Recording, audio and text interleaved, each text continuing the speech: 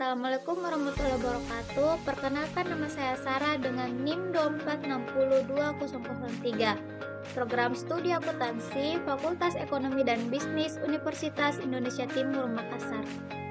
Baik, di sini saya akan mempresentasikan materi yang saya telah cari dan saya telah kaji, yaitu teori produksi.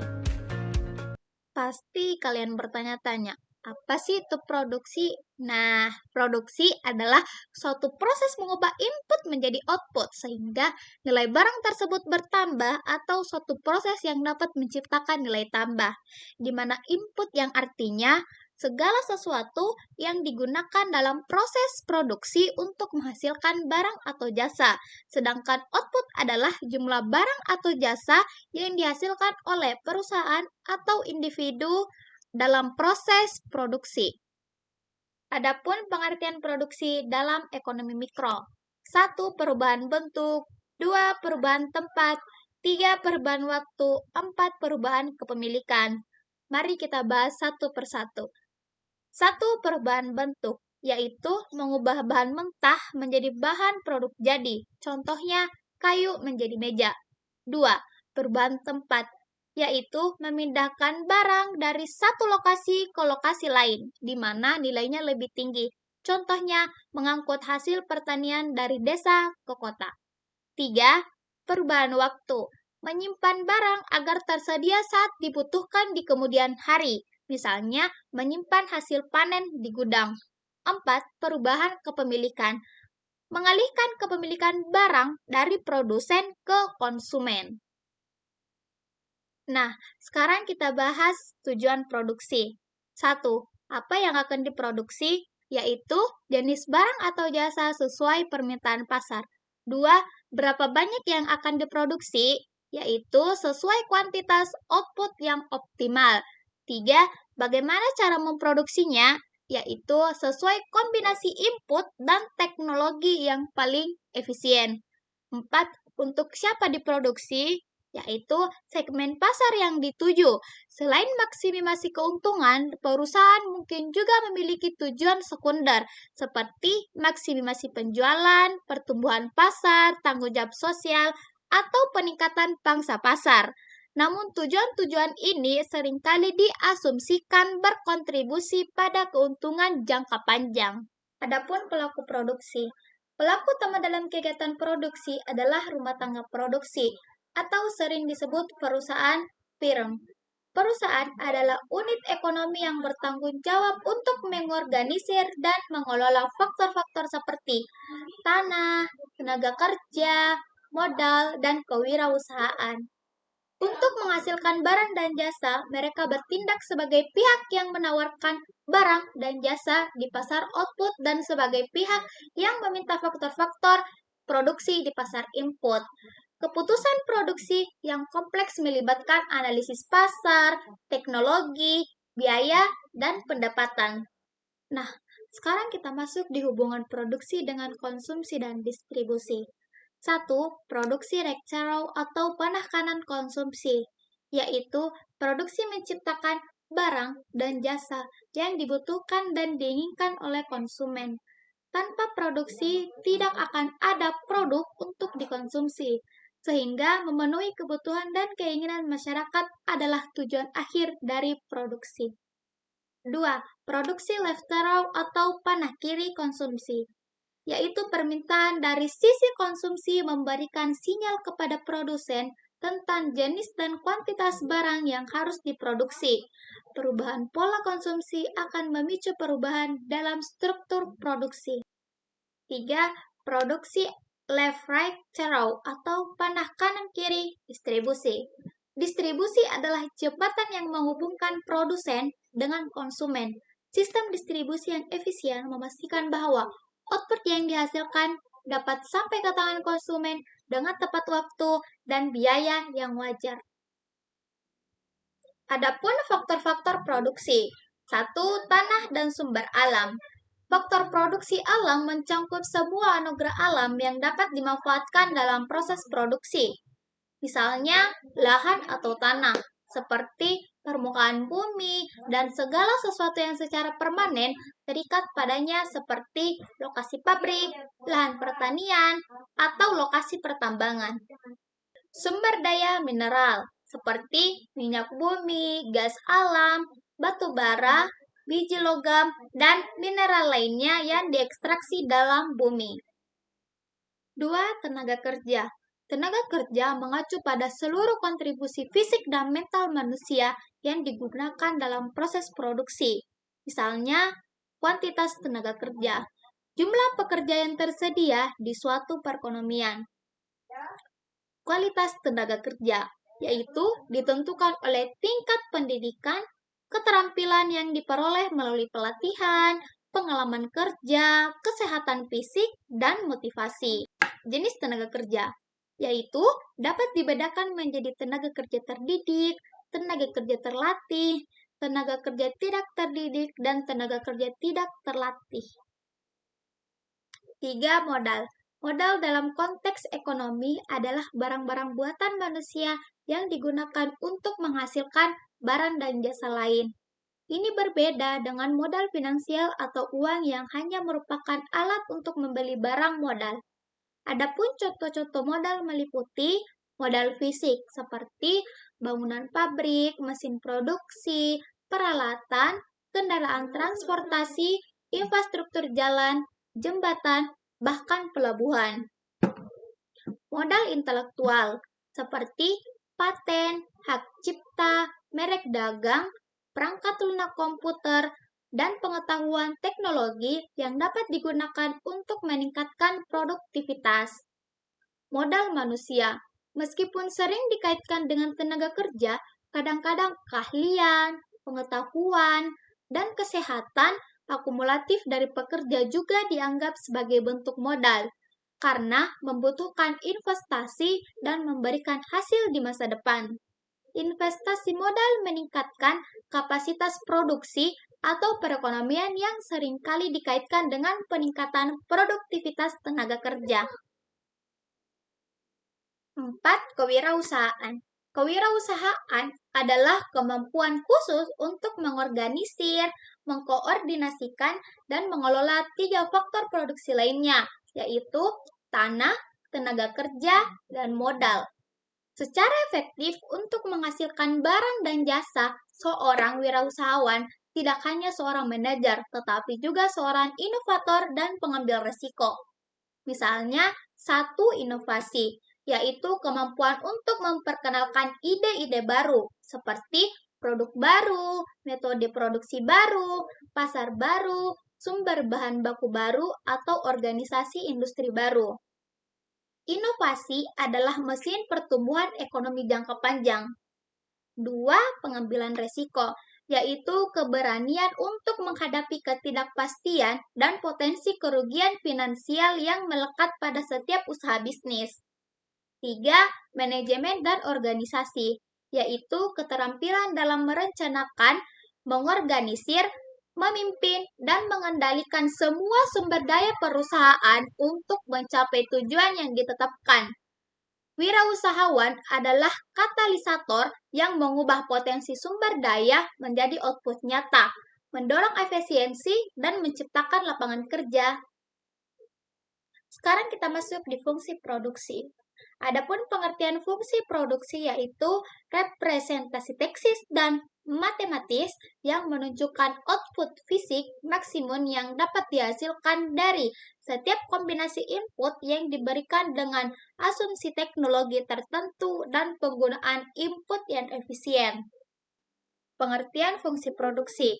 Fungsi produksi adalah suatu fungsi atau persamaan yang menunjukkan hubungan fisik atau teknis antara jumlah faktor-faktor produksi yang dipergunakan dengan jumlah produk yang dihasilkan per satuan waktu, tanpa memperhatikan harga-harga, baik harga faktor produksi maupun harga produk. Secara matematis, fungsi produksi tersebut dapat dinyatakan sebagai Y sama dengan F, X1, X2, X3, sampai seterusnya, di mana Y yaitu tingkat produksi output yang dihasilkan, dan X1, X2, X3, sampai seterusnya adalah berbagai faktor produksi atau input yang digunakan. Fungsi produksi yaitu hubungan teknis antara input atau variabel dependen atau output yaitu variabel dependen. Kurva produk total, produk rata-rata, dan produk marginal. Untuk memahami perilaku produksi dalam jangka pendek, kita menganalisis 3 kurva utama yang berasal dari fungsi produksi. 1. Produk total adalah total output fisik yang dihasilkan oleh sejumlah input variabel tertentu. Dengan input tetap lainnya, diasumsikan konstan. Kurva TP atau total produk biasanya dimulai dari 0, meningkat pada tingkat yang meningkat, kemudian meningkat pada tingkat yang menurun, dan akhirnya bisa mencapai maksimum lalu menurun. 2. Produk rata-rata adalah output per unit input variabel. Ini dihitung dengan membagi produk total dengan jumlah input variabel yang digunakan. Biasanya meningkat pada awalnya, mencapai puncaknya dan kemudian menurun. 3. Produk marginal adalah perubahan dalam produk total yang dihasilkan dari penambahan satu unit input variabel tambahan, sementara semua input lainnya diasumsikan konstan. Jadi penjelasannya seperti ini. Misalnya perusahaan punya modal, punya mesin. Mesin harus ada campur tangan manusia. Dia tidak bisa bekerja sendiri. Jadi perlu tenaga kerja dari karyawan. Jadi katakanlah perusahaan rekrut 2, tetapi produksinya kurang maksimal.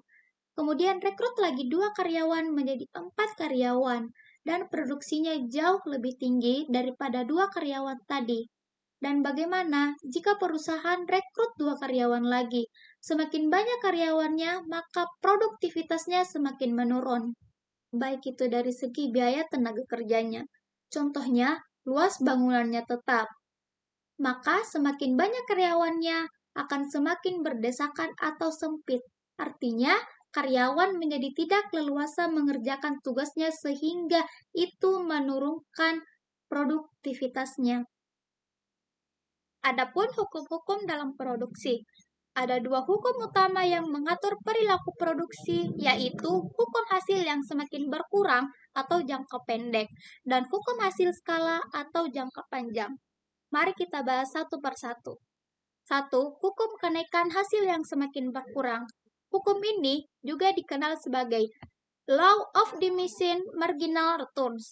Adalah prinsip empiris yang sangat fundamental dalam ekonomi mikro dan manajemen operasi. Hukum ini menyatakan jika jumlah satu input terus-menerus ditambah pada input tetap tertentu, maka setelah mencapai titik tertentu, produk marginal atau tambahan output yang dihasilkan oleh setiap unit input variabel tambahan akan mulai menurun. Pentingnya untuk dicatat bahwa hukum ini tidak bisa menyatakan produk total akan menurun, melainkan bahwa tingkat peningkatan produk total akan melambat. Penurunan produk marginal ini terjadi karena input variabel yang semakin banyak harus berbagi input tetap yang terbatas. Pada akhirnya, penambahan input variabel mulai menyebabkan kepadatan, kurangnya koordinasi, atau pemanfaatan yang kurang optimal dari input yang tetap, sehingga kontribusi marginal dari setiap unit tambahan berkurang. Adapun contohnya yaitu, sebuah lahan pertanian memiliki ukuran tetap. Menambahkan satu petani mungkin meningkatkan hasil panen secara signifikan. Menambahkan petani 2, ketiga, hingga batas tertentu juga akan meningkatkan hasil. Namun, jika terlalu banyak petani ditambahkan pada lahan yang sama, mereka akan mulai saling menghalangi. Tidak ada cukup alat untuk semua atau lahan menjadi terlalu padat untuk dikelola secara efisien, sehingga tambahan hasil panen dari setiap petani baru akan semakin kecil. 2. Hukum hasil skala atau returns to scale. Berbeda dengan hukum kenaikan hasil yang semakin berkurang yang berlaku dalam jangka pendek atau setidaknya satu input tetap. Hukum hasil skala berlaku dalam jangka panjang, di mana semua faktor produksi dapat divariasikan secara proporsional. Ini mengukur bagaimana output berubah ketika semua input ditingkatkan dengan persentase yang sama. Ada 3 kemungkinan hasil skala, yaitu 1. Hasil skala meningkat, yaitu terjadi ketika persentase peningkatan output lebih besar daripada persentase peningkatan semua input. Misalnya, jika semua input digandakan atau naik 100%, output meningkat lebih dari 2 kali lipat atau lebih dari 100%. Penyebabnya, spesialisasi yang lebih besar dalam tenaga kerja, penggunaan teknologi yang lebih efisien, hanya layak pada skala besar, keuntungan dari pembelian input dari jumlah besar atau diskon, atau pembagian biaya tetap yang lebih besar. 2. Hasil skala konstan, yaitu terjadi ketika presentasi peningkatan output sama dengan presentasi peningkatan semua input. Misalnya, jika semua input digandakan, output juga tetap 2 kali lipat. Penyebabnya, ini sering terjadi setelah perusahaan telah memanfaatkan semua keuntungan dari skala ekonomi. Dalam beberapa kasus, teknologi produksi memungkinkan replikasi unit produksi kecil tanpa kehilangan efisiensi. 3.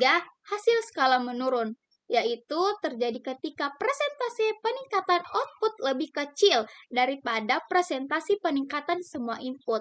Misalnya, jika semua input digandakan, output meningkat kurang dari 2 kali lipat.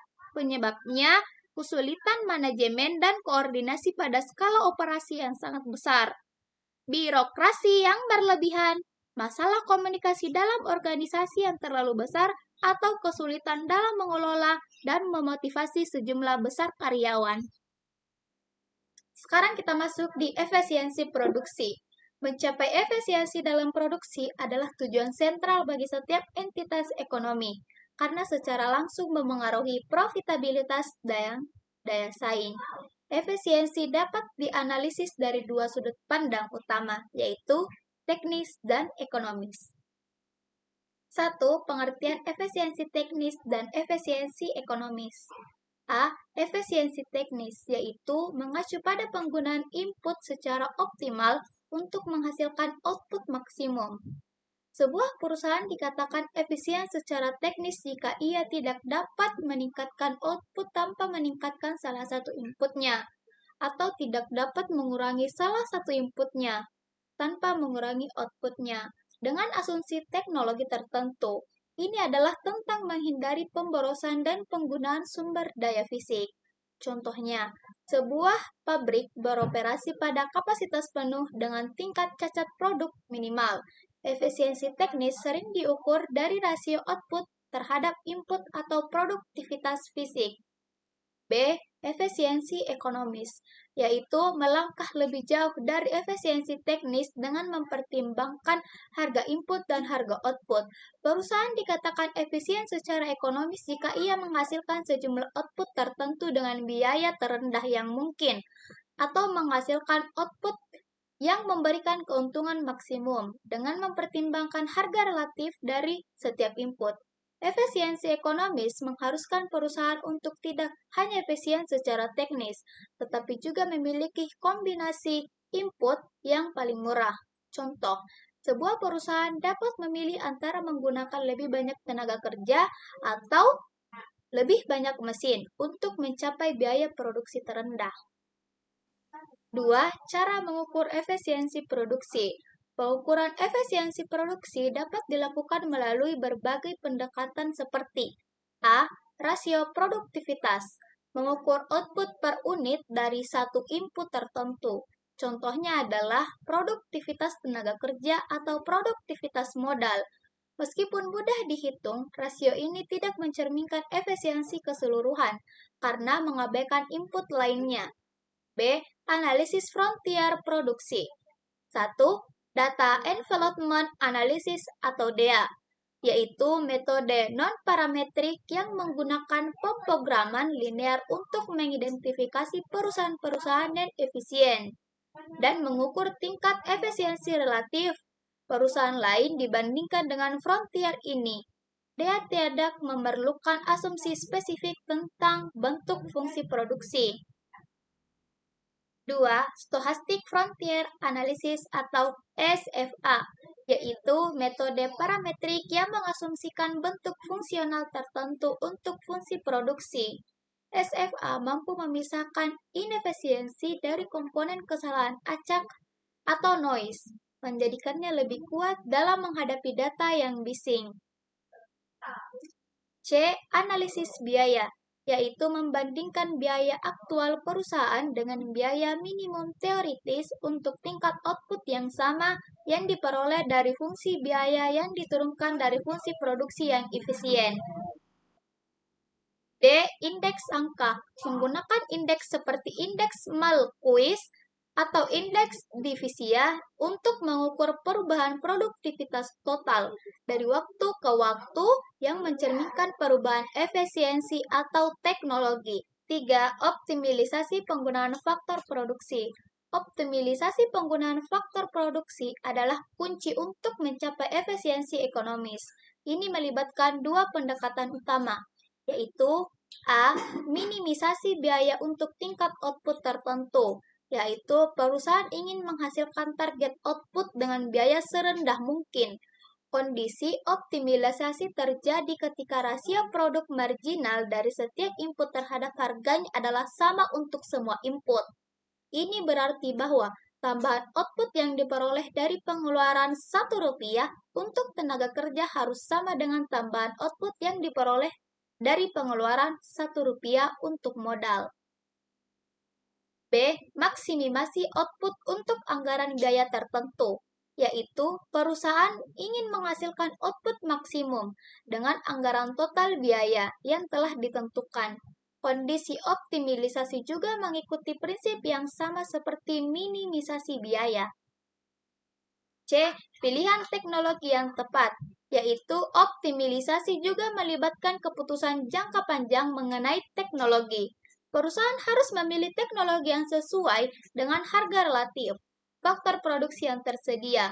Di negara dengan tenaga kerja melimpah dan murah, teknologi padat karya mungkin lebih optimal. Sebaliknya, di negara yang maju dengan tenaga kerja yang mahal, teknologi padat modal menjadi pilihan yang lebih efisien. Sekarang kita masuk di implikasi teori produksi dalam dunia nyata.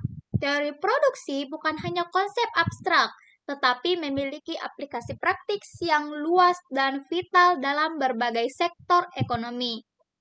1. Penerapan teori produksi dalam dunia industri.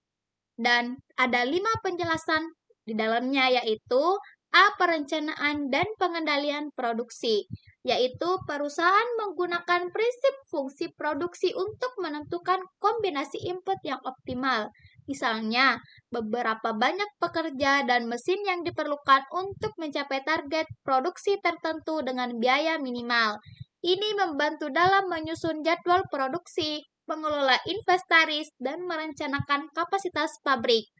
B. Desain proses dan tata letak, yaitu pemahaman tentang produk marginal dan hasil skala membantu dalam merancang tata letak pabrik yang efisien untuk meminimalkan waktu tunggu, penggerakan bahan, dan mengoptimalkan aliran produksi. C. Keputusan investasi kapital, yaitu analisis MP, modal dan biaya modal membantu perusahaan dalam memutuskan apakah akan berinvestasi pada mesin baru, peralatan canggih, atau memperluas fasilitas. Perusahaan akan berinvestasi jika produk marginal harus diharapkan dari modal baru lebih besar daripada biaya modal tersebut. D.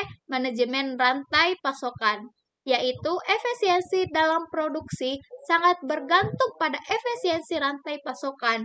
Teori produksi membantu dalam mengidentifikasi area bottleneck dan mengoptimalkan aliran bahan baku pemasok hingga produk jadi ke konsumen.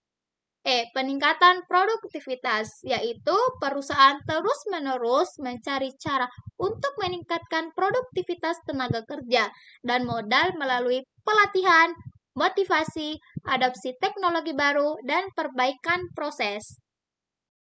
2. Relevansi teori produksi dalam UMKM dan startup.